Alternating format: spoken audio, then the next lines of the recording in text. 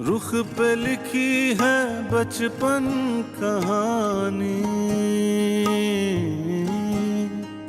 बहते हैं आंसू जैसे दरिया पानी, लुक छुप खेल है यारो, मैं डर डर के खेला हूँ. لازم نیست، ممنونم ازت. همون یه باری که غذای تو رو خوردم و بعدش بابا چرا این عکس رو داخل سطل آشغال انداخته بودی؟ پسرم بهش نیازی نداشتیم. نه خیر بابا، فقط قاب عکسش شکسته بود. عکس که درست بود. پسرم بعضی عکس‌ها رو به جای اینکه بذاری تو اتاقت بهتره بندازی تو سطل آشغال. نه بابا، این عکس که واسه سطل آشغال گرفته نشده. ببینید من از انبار قاب عکس قدیمی رو بیرون آوردم و عکس رو داخلش گذاشتم و حالا خوب شد. و میدونین این قاب عکس اتاقمه. وقتی شبا خوابم نمیاد این قاب عکس رو میبینم و بعدش راحت میخوابم.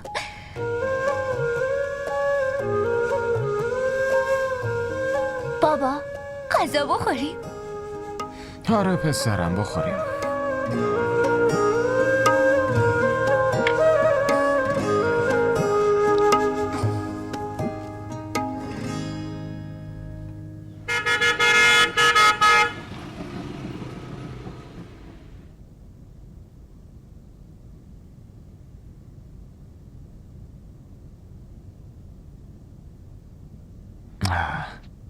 سارا تو چرا نمیفهمی؟ داره عصر میشه. تو بری اون وقت من واسه بچه‌ها یه فکری میکنم، فهمیدی؟ در مورد کارم باید برنامه ریزی بکنم. تو چرا نمیفهمی؟ بهت گفتم که قبل از خوابیدن بچه‌ها من از اینجا نمیرم. چرا؟ از اینکه موقع رفتن ببیننت میترسی؟ تو هر طوری دلت میخواد فکر کن. خب وقتی بعداً میخوام بفهمن چرا الان نه؟ بلال بعد رفتن من هر چی میخوای بهشون بگی بگو، من هیچی نمیگم. ولی بهت گفتم که تو وقتی بچه‌ها نخوابن من از اینجا نمیرم. گلزار الان تو اتاقشو داره بازی میکنه. مونا هم اونجا خوابیده. واسه همین بهتر همین الان از اینجا گم شی بیرون. برو. آخه تو چرا اینقدر عجله داری؟ مگه نمیتونی 2-3 ساعت منتظر بمونی؟ دستمو ول کن بلال، داری چه غلطی میکنی بلال؟ بهت میگم ولم کن. خوب به حرفم گوش کن. من دارم خودتو ول میکنم اما تو راحتم نمیذاری. دستم درد گرفت، دستمو ول کن. قلب من که درد گرفت اون چی؟ ولم کن. نمیتونی منو به زور از این خونه بیرون بندازی. سارا تو چرا نمیفهمی؟ من بعد رفتن تو باید کلی تلاش کنم، کلی تلاش برای اینکه بچه‌ها تو رو فراموش کنن و دیگه یادشون نیاد.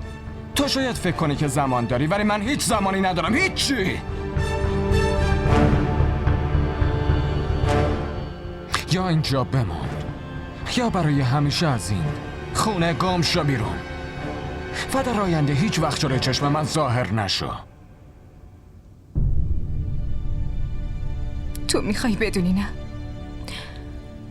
میخوای بدونی که چرا من نمیتونم از این خونه برم؟ نفسای من به دیوارای این خونه بنده.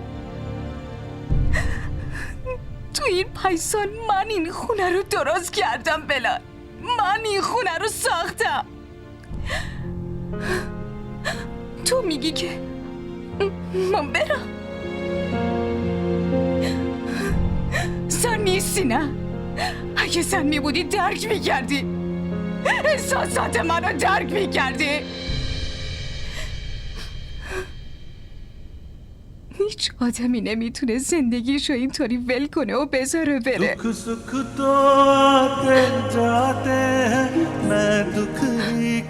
برای همین من نمیتونم برم. نمیتونم برم.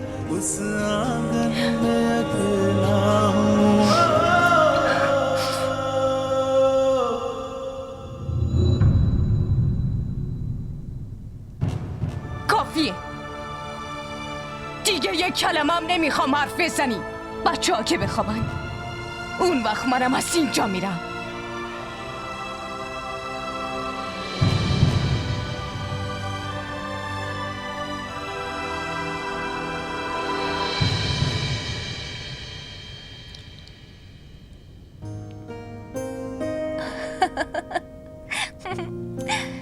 دیگه بسته مامان، امروز خیلی ما رو خندیدی.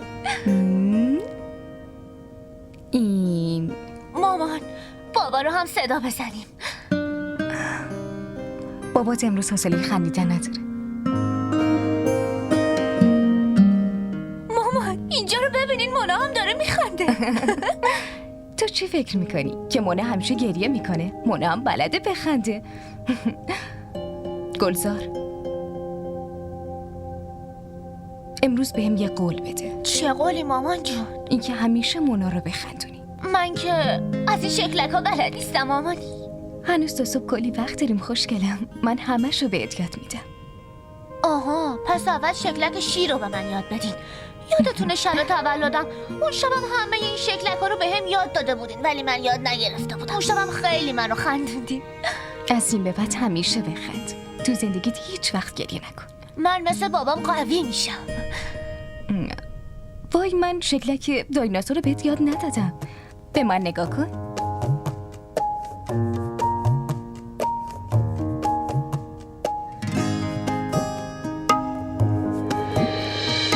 रुख पे लिखी है बचपन कहानी, बहते हैं आंसू जैसे दरिया पानी, रुख पे लिखी है।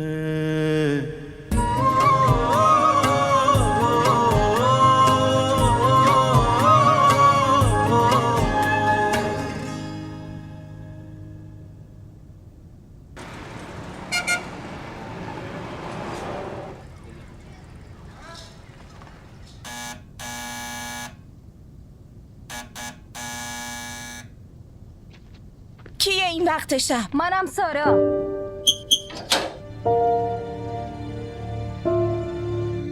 گفتی کی؟ سارا.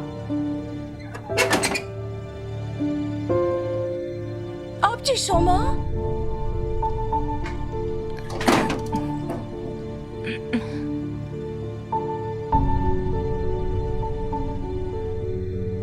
چی شده آبجی؟ همه چی خوبه؟ داداش بلال و بچه ها کجان؟ مامان؟ مامان؟ بهش بگو من نمیخوام ریختشو ببینم. از همون جایی که اومده برگرده. مامان من کافی. نزدیکم نیا. حداقل حرفشو گوش کنیم. چی شده؟ سارا اینجا چی کار میکنی؟ حالت خوبه؟ چی شده؟ همه چی خوبه مگه نه؟ ای بابا میذارین یکم بخوابیم نصف شبی؟ چه سر و صداییه؟ بابا آبجی سارا این وقت شب با وسایلاش اومده. سارا دخترم خوش اومدی. باز با بلال دعوا کردی؟ دعوای این بار خوب به نظر نمیرسه. تازه بچه هارم نیاورده. چرا ساکتی دخترم؟ بگو چی شده آخه؟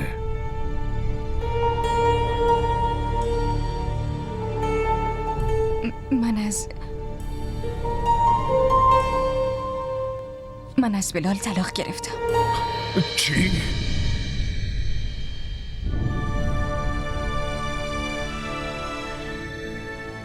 طلاق؟ تموم؟ وای دختر من. ماما قربونت بره. دورت بگردم عزیز دلم. حالا شدی دختر من. ببین انشالله همه چی خوب میشه. کار خوبی کردی. من همیشه همینو بهت میفهمودم.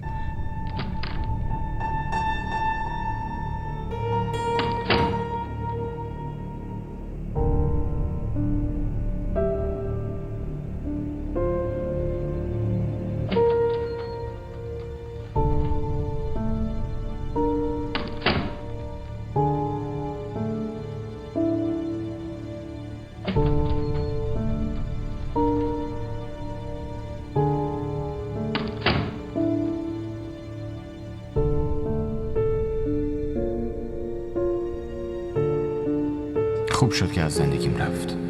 تازه باید خیلی زودتر از این حرفا میرفت. حالا دیگه میتونم یه نفس راحت بکشم.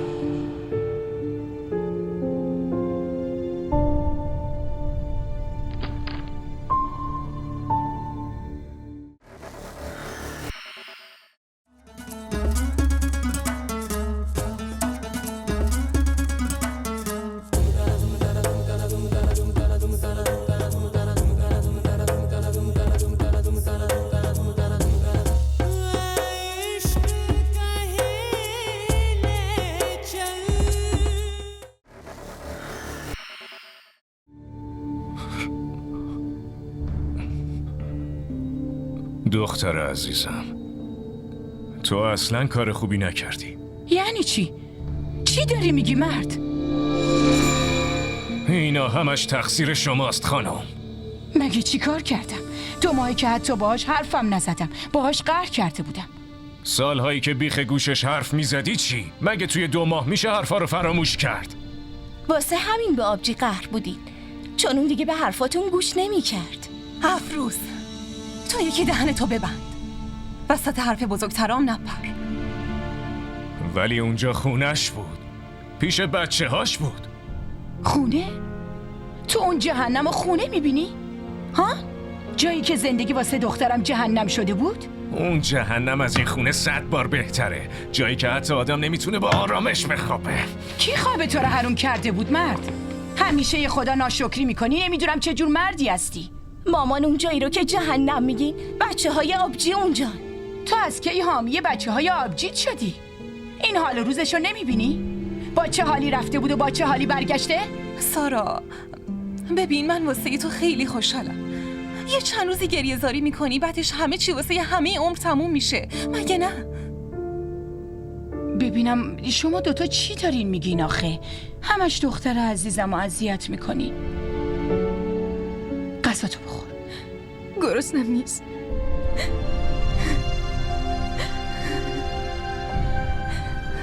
تا وقتی خودش بیدار نشده کسی اذیتش نکنه. بذار راحت بخوابه. من مطمئنم اون جلادا نذاشتن یه خواب راحت داشته باشه. بله مامان جون. و تو هم که خیلی هم درد بچه هاش شدی، نبینم باهاش بری گریه زاری کنی. بذار خوب بخوابه. باشه مامان، من میبرمش.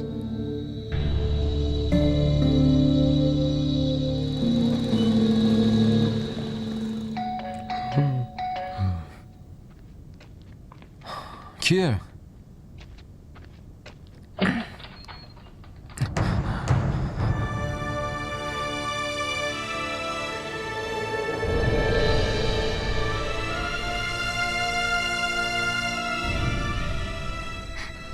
تو؟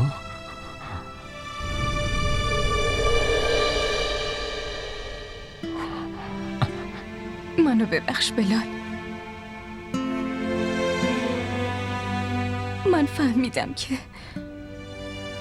هر کاری با تو کردم همش اشتباه بود عزیزم. هیچ وقت تلاش نکردم درکت کنم. باید شرایط تو درک میکردم، نفهمیدم. من اشتباه کردم بلال. من بدون تو و بچه ها نمیتونم زنده بمونم. دیشب خونه مامانم خیلی برام سخت گذشته.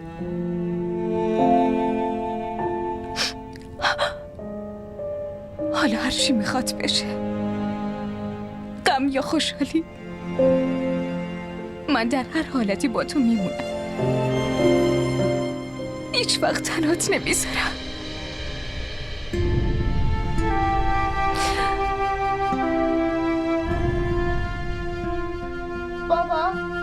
بابا در رو باز کنید. بابا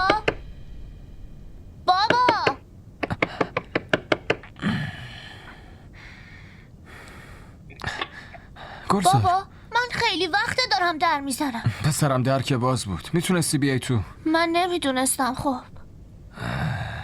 حتما از فردا باید آلارم بذارم. نمیدونم چرا امروز خواب موندم. مامانم کجاست؟ مامانت واسه یه کاری رفته تا شب میاد. بریم من واسه یه صبحونه خوشمزه درست کنم و واسه خواهرت شیر. بریم. بابا اینقدر شعله‌شو زیاد نمیکنن. پسرم اولین بارمه دیگه. شما با این قد و بالات نمیدونی یه گاز باید چطوری روشن شه؟ گاهی آدم بزرگا خیلی کارا رو بلد نیستم پسرم. زود باش، تو هم کمک کن. اینو بگیر دستت. شیر خواهرتو بده.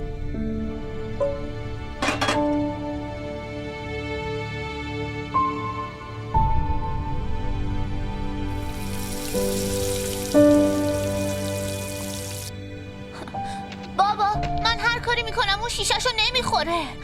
پسرم درست به شیشه رو بده. باشه.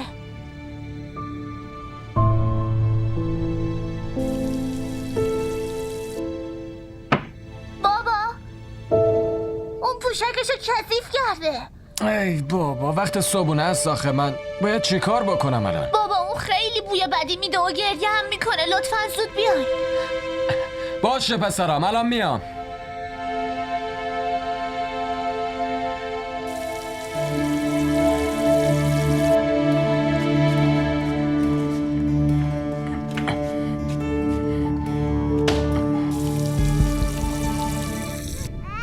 وای خدای من، چرا انقدر گریه میکنه؟ چرا ساکت نمیشه؟ بابا وقتی پوشکشو عوض کنین دیگه گریه نمیکنه. دارم عوضش میکنم دیگه. بابا من برم تخم مرغو ببینم. آره لطفا برو ببین. تو رو خدا برو نگاه کن. باشه.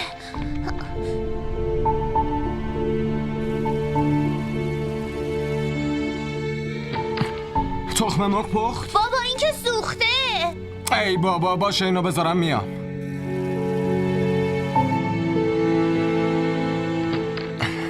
داری چی کار میکنی؟ برو عقب.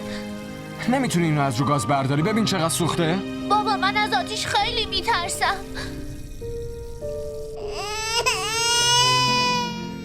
حالا چرا داری به من نگاه میکنی؟ برو خواهرتو ساکت کن. شیشش هم همون بغره. بدو.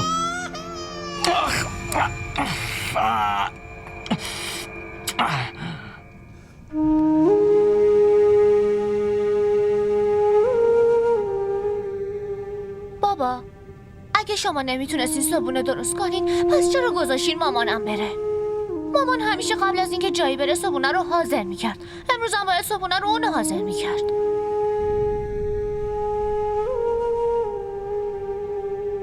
रुख पे लिखी है बचपन कहानी, बहते हैं आंसू जैसे दरिया पानी.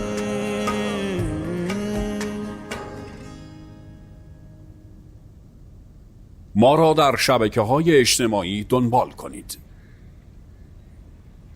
صبح بخیر. صبح بخیر دخترم. خوب خوابیدی عزیز دلم؟ من که فقط منتظر بودم تا تو بیدار شی. آره والا امروز آبجیم خیلی خوشگل شده مگه نه؟ چی کار میکنی؟ دارم غذا درست میکنم، همونی که دوست داری. دارین چی میپسین؟ گوشت با سیب زمینی. گوشت با سیب زمینی. گلزارم خیلی دوست داره، تازه اونم با برنج.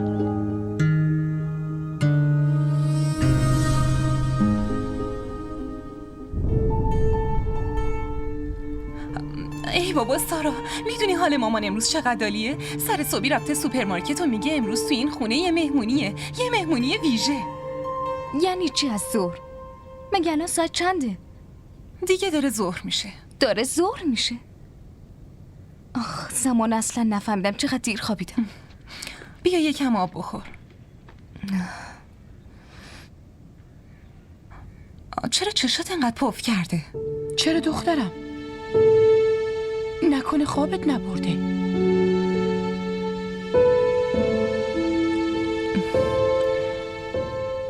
بعد مدت ها به خواب عمیق رفتم مامان. برای همین چشام پف کرده. چیز مهمی نیست، خوب میشه. پف چشایی تو که خوب میشه، ولی خواب از چشای بابا جونت رفته. بابات هنوز باورش نشده یه معجزه عالی اتفاق افتاده.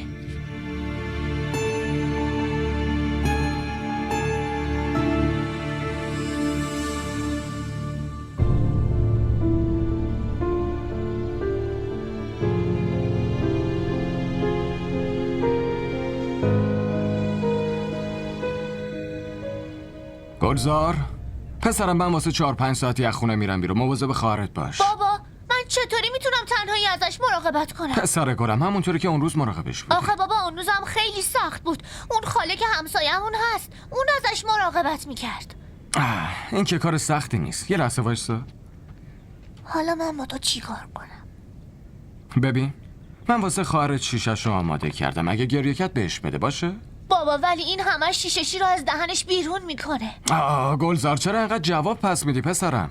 بابا مامانم رفت و شما هم الان ما رو ول میکنین و میرین. شما دوتا چرا ما رو تنها تو خونه میذارین آخه؟ پسر عزیزم به حرفام گوش کن. از این به بعد باید به تنهایی موندن عادت کنی. من روزانه 3-4 ساعت بیرون کار دارم. پس تو باید مراقب خونه باشی و هم مراقب خواهرت باشی. باشه؟ فهمیدی؟ باش. پسر خوب، من دیرم شده باید برم. مراقب خودت باش. خاله افروز چطوری؟ خوبم.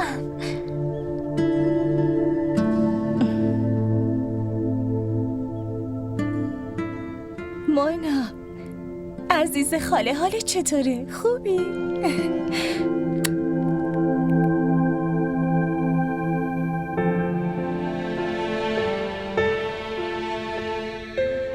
من نمیفهمم این دیگه چه جور طلاقیه. جناب قاضی گفتن. همین که از دهنشون کلمه در اومده یعنی طلاق دیگه. ما همه دنیا رو دیدیم ولی این دیگه چه مدل طلاقه؟ همینه دیگه، همونطوری که من طلاق گرفتم 3 بار طلاقو گفت و منو طلاق داد. اون طلاق نداد، بلکه ما طلاق تو گرفتیم. اون آدم نمک نشناس عوضی رو همین که واقعیتشو فهمیدیم به زور رفتیم طلاق تو ازش گرفتیم، به خاطر اینکه خودت خواستی. من واسه اون طلاق ناراحت بودم. حالا یکی دیگه هم اضافه شد. ملیحه برنجو ببین. دختر من بارش رو دوش تو نیست. خودش پول در میاره، خودش خرجشو میده. تو نگران این نباش. من که خودم کار میکنم بابا. به تو گفتم برنجو ببین. چشم. حتما باید تو حرف بزرگترا بپره. حرفم واضحه. من این طلاقو نمیفهمم. این روش جدید نیست مامان. آقای قاضی گفت که روش قدیمیه. تو بعضی کشورها همین روش رو پیش میرن و تو 3-4 ماه طلاق میگیرن. هر ماه تو یک زمان مشخص باید برم پیش قاضی و در مقابل شاهدا باید طلاق بگیریم.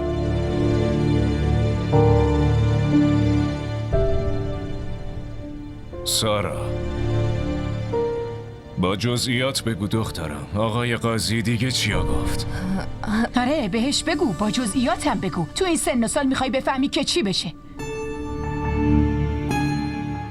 چیزی که به تو ربطی نداره دخالت نکنه عزیزم. برو اونور، برو اون طرف ببینم این ملاقه لعنتی کجاست. اونجاست.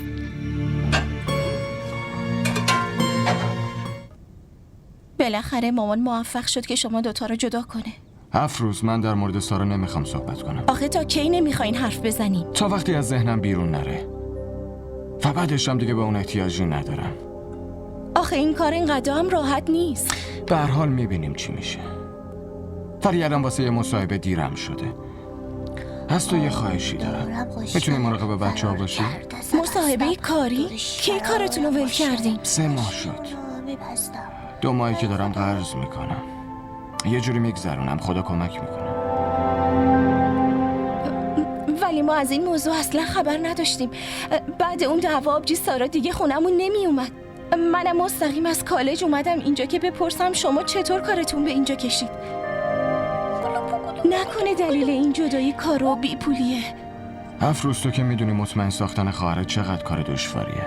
آره میدونم که بیشتر از کار اختلافات شما و آبجی سارا سر موضوعاتی بود که مامان به آبجی سارا میگفت. بیخیال، من واسه مصاحبه دیرم شده. تو مراقب بچه ها هستی نه؟ آره شما برین، من مراقبشونم. مطمئنی؟ آره یه بهونه میارم. ممنونم ازت. به سلامت.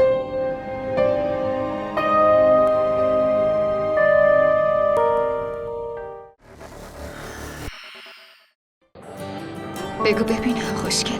ببینی وقتی آدم عاشق یکی میشه دیگه نمیپرسه که چقدر خوشگله. شاید اون از همه خوشگل‌تر باشه. این عشق عزیز دلم. آب نیست که هر وقت تشنت شد بگی یه لیوان آب بده. برای آب باید هزینه‌شو داد. به همون قیمتی که تشنه‌های کربلا پرداخت کردن. فریبت دادن. فریب خیلی بزرگ. اون عوضی با چه زرنگبازی با قاضی همدست شده و این روش جدید و واسط در آوردن، نه این که رازیت کرده باشه بلکه بازیت داده، تو رو مستقیم تو آتیش انداخته. موضوع رو یه دفعه‌ای میبستی و تمام. من برای مشورت باهاتون تماس گرفتم ولی شما گوشی رو قطع کردین. دخترم من فکر کردم تو واسه گریه‌زاری همیشگی تماس گرفتی. گریه‌زاری میکنی، حرفاتو میزنی و بعدش با اون نحس به زندگی ادامه میدی، همونطوری که همیشه میکردی. یه پیام میذاشتی من خودم باهات تماس میگرفتم. خب ولی من واقعا میخوام این قاضی رو ببینم. حتی میخوام یه بار بغلشم بکنم. ولی اگه به من باشه باهاش تماس میگیرم و میدونی بهش چی میگم؟ خدا لعنت کنه همچین قاضیایی رو که به دل خودشون هر فتوایی رو میدن. مامان اگه میگین گوشی رو براتون بیارم. چرا؟ غذات حاضر شد دختره فضول؟ خب غذا که 5 دقیقه دیگه حاضره. عذاب خداوند بر کسانی نازل میشه که بنده های خدا رو تو مصیبت بذارن. ولی این قاضی خیلی عالم و فهمیده به نظر میرسه. با شنیدن این روش اصلی طلاق من که خیلی خوشحال شدم. هر کار اشتباهی برای تو خوشحال کننده است مگه نه مرد جذاب من؟ اینجوریا نیست خانم. موضوع اصلی اینه که این روشیه که توش مصلحته. روشی که زن و شوهر واسه فکر کردن فرصت پیدا میکنن. آره، مردا تو زندگیشون بی نهایت فرصت گیرشون میاد. ولی گیر خانوماشون چی میاد ها؟ فوری میرن سراغ یکی دیگه. زن به سختی این شهامتو پیدا میکنه که طلاق بخواد، ولی تا 3-4 ماه دیگه اون شهامت باقی میمونه. کاش زودتر جدا میشدن. تو اولین زنی که حامی طلاقی، وگرنه هیچ زنی با این ننگ طلاق نمیخواد زندگی بکنه. آخه شما دوتا چتون شده؟ چرا اینقدر دارین با هم دعوا میکنین؟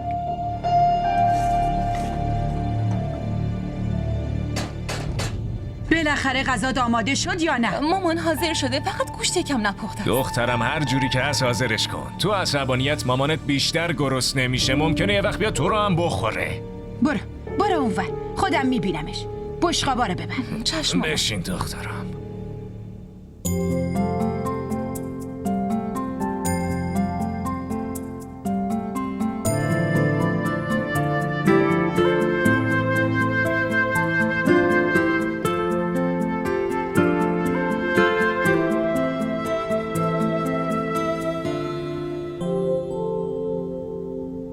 من نمیفهمم دخترم، چرا دست خالی اومدی، اونم فقط با یه چمدون؟ تو وسایل اون خونه هم حق داری. همشو دونه به دونه جمع میکردی و با خودت میآوردی. مامان بچه‌هام تو اون خونن، اونا وسایل استفاده میکنن. اگه قرار بود چیزی از اونجا بیارم خب بچه‌هامو با خودم میآوردم. راستش دخترم، تو نباید بچه‌هاتو ول میکردی. تو ساکت باش. کدوم مادری بچه‌شو ول میکنه؟ مگه تو اینا رو ول کردی؟ حتی با وجودی که ازدواج کردن بازم دنبالشون راه افتادی. حرف زیادی نزن، موضوع من فرق میکنه. خب سارام یه مادره.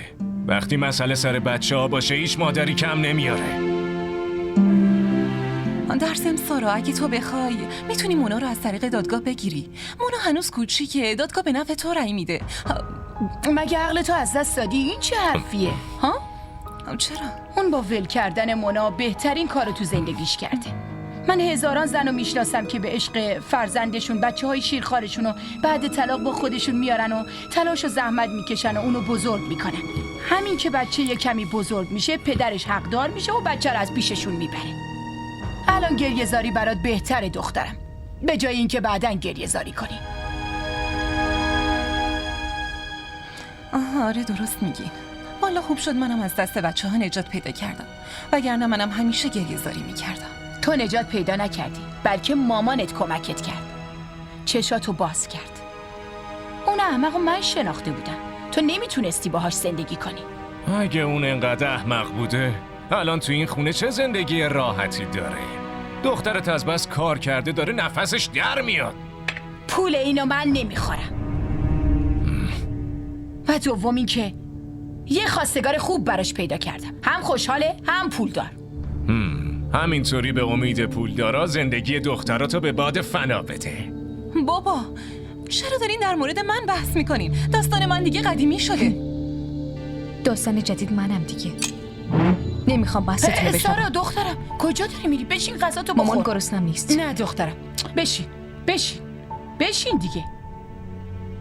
دخترم واسه تو این غذاها رو درست کردم، ببین چه خوش آب و رنگی. از صبح به خاطر تو آشپزخونه‌ام، دلت میاد؟ هی آقا دهنتو ببند. غذای دخترم و زهر مارش نکن، فهمیدی؟ حرف من اینه که فقط نباید از بچه ها دست میکشیدی. هی بابا بس کن دیگه مرد. بابا من از بچه ها دست نکشیدم. من میتونم که در آینده بچه ها پیش من میان. مرد میتونه به خورد و خوراک بچه ها برسه، ولی نمیتونه ازشون مراقبت کنه.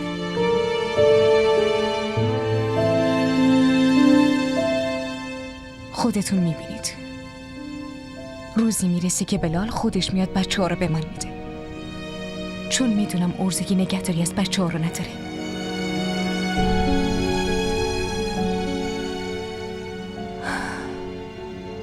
من بی صبرانه منتظر اون روزم.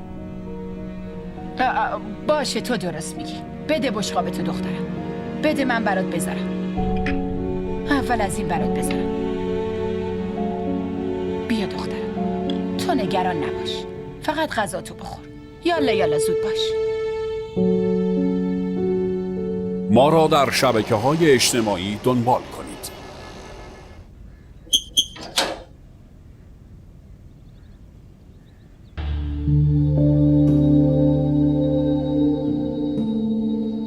تو کجا بودی؟ وای مامان، ترسوندیم. ازت پرسیدم کجا بودی؟ خونه دوستم بودم. دیگه کجا میتونم برم؟ چند بار بهت گفتم که از کالجت مستقیم بیا خونه دختر عزیزم. تو کالج مگه دوستاتو نمیبینی؟ درس گروهی میخوندیم. تو خود کالج که همه درسا خونده نمیشه نه؟ چرا گوشی تو جواب نمیدادی؟ وقت درس خوندن گوشیامونو بی صدا میکنیم. خونه کدوم دوستت؟ زهرا؟ عنبر؟ نوشی؟ من به همشون زنگ زده بودم دخترم. پیش اونا که نبودی. اگه هر روز همین یه سوال تکراری رو بپرسی من چطوری بهتون جواب بدم؟ خونه فهریه بودم. این فهریه کیه؟ شماره اینو که بهم نداده بودی. تو کالج به جز زهرا و عنبر و نوشین دوستای دیگه ای هم دارم. شماره اینم بهتون میدم. ببین واضح بهم بگو. نکنه تو هم مثل خواهرها دنبال عشق عاشقی هستی. نتیجهشو داری میبینی. بهت هشدار میدم هوای این چیزا به سرت نزنه ها. چتون شده؟ من دنبال این کارا نیستم. شما که هر روز وسایلمو چک میکنین، حتی پیامامم نگاه میکنین، بازم خیالتون راحت نیست؟ من همیشه وسایل سارا رو چک میکردم. نمیدونی چطوری گلای اون احمق و لای کتاباش پنهون میکرد و میآورد. زمانی فهمیدم که بوی خوش اون گلا همه خونه رو گرفت و دیگه کار از کار گذشته بود و من نمیتونستم کاری بکنم. دختر من یکم به خودت بیا. اینطوری فایده ای نداره. از دست شما. حرفاتون تموم شد. میتونم برم؟ برو.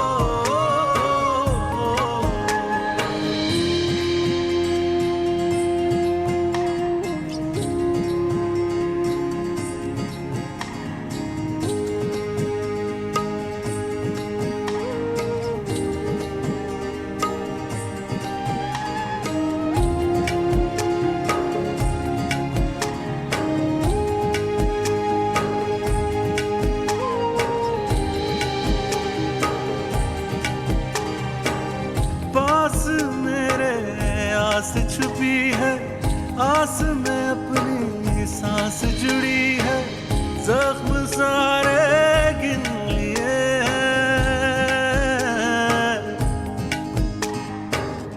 अश्क नैनों से चुन लिए हैं।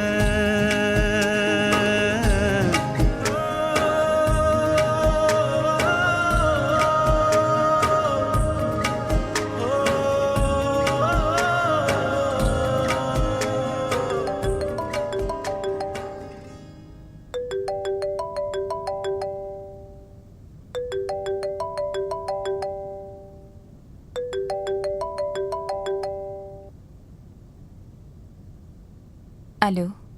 حالت چطوره؟ نمیتونم. تو چطوری؟ من که حالم خیلی خوبه. من گاهی اوقات درکت نمی کنم که چطور میتونی اینقدر احساس خوشحالی بکنی؟ دختر، تو از همسرت جدا شدی؟ با مدت‌ها با اون آدم زندگی مشترک داشتی و الانم ازش جدا شدی. بازم احساس خوشحالی میکنی؟ بی خیال سارا، تو که خودت اونجا بودی، دیدی که چقدر خوشحال و شاد بود. باید باش کنار بیام عزیزم. اگه من کنار بیام زندگیم با من کنار میاد. یعنی حتی به یادشم نمیافتی؟ نکنه هنوز داری بهش فکر میکنی؟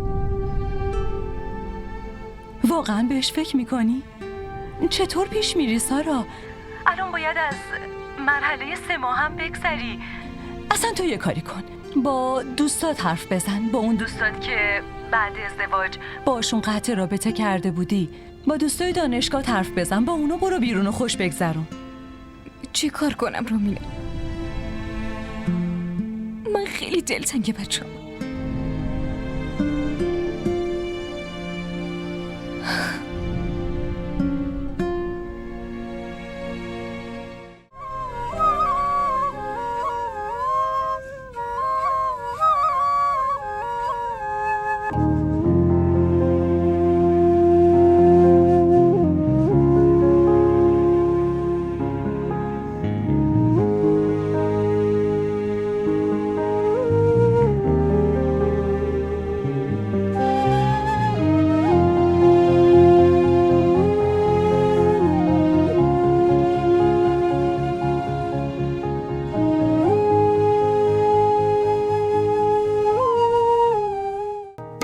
रुख पे लिखी है बचपन कहानी बहते हैं आंसू जैसे DDTV ارائه کننده بزرگترین سریال های درامای ترکی، کره‌ای، پاکستانی دوبله شده به فارسی می باشد. لطفاً سابسکرایب کنید و عضوی از خانواده ما شوید.